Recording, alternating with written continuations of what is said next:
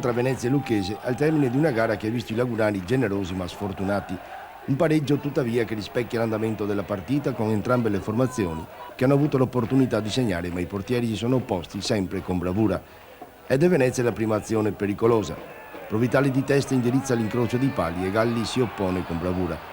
Gli uomini di Bellotto insistono e Cerbone si gira bene, Galli si distende e para. Risponde la Lucchese con Pistella che sbaglia la mira. Ancora in evidenza Provitali che al volo spara fuori.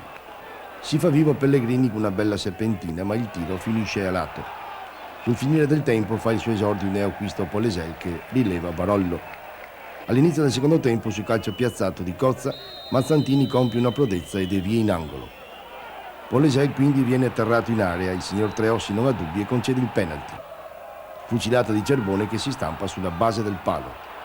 Opportunità subito dopo ancora per Cerbone che sbaglia da pochi passi. Mazzantini poi esce a valanga su Rastelli per evitare il peggio. Gli ultimi 5 minuti sono tutti di marca arancio-nero-verde, ma il forcing non dà il risultato sperato. Questo è il commento di Stefano Polesel.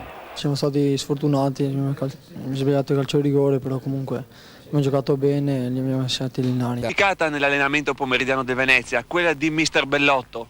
L'allenatore arancio-nero-verde infatti si è trattenuto a Milano con il direttore sportivo Marotta nel tentativo di mettere a segno gli ultimi colpi di mercato. Intanto Stefano Poleselli, il nuovo arrivato, dopo il positivo esordio di domenica scorsa, è già entrato nel cuore della tifoseria arancio-nero-verde. Penso che per la prima partita io non giudico mai la mia prestazione, penso che gli altri me l'hanno già detto e magari penso che è stata una prestazione buona.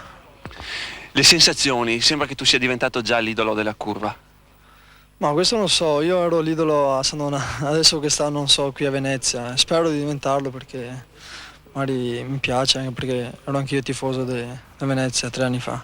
Ecco, da Sandonà come vedevi questo Venezia? Che sensazione ti dava la squadra e come l'hai trovata? Ma io leggevo sempre il Venezia perché mi è sempre interessato e guardando i nomi penso che sia una delle squadre più forti della Serie B a nomi. Poi è stato un po' sfortunata nelle prime partite, penso che adesso quando sono arrivato io penso che la squadra è buona e siamo in miglioramento sicuramente.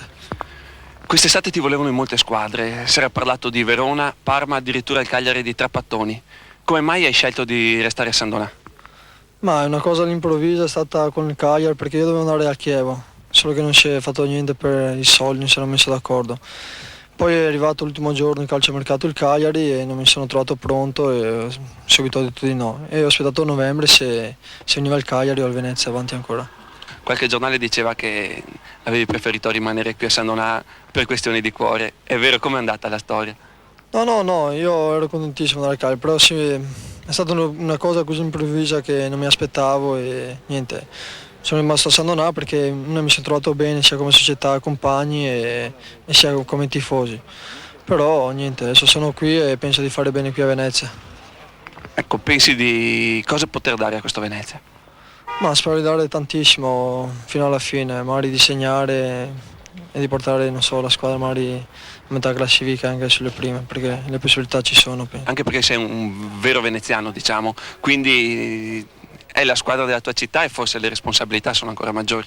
Sì, è vero, io sono di qui da Venezia e le responsabilità sono maggiori sicuramente, però penso ogni giorno di lavorare al meglio e dare il possibile di più a Venezia.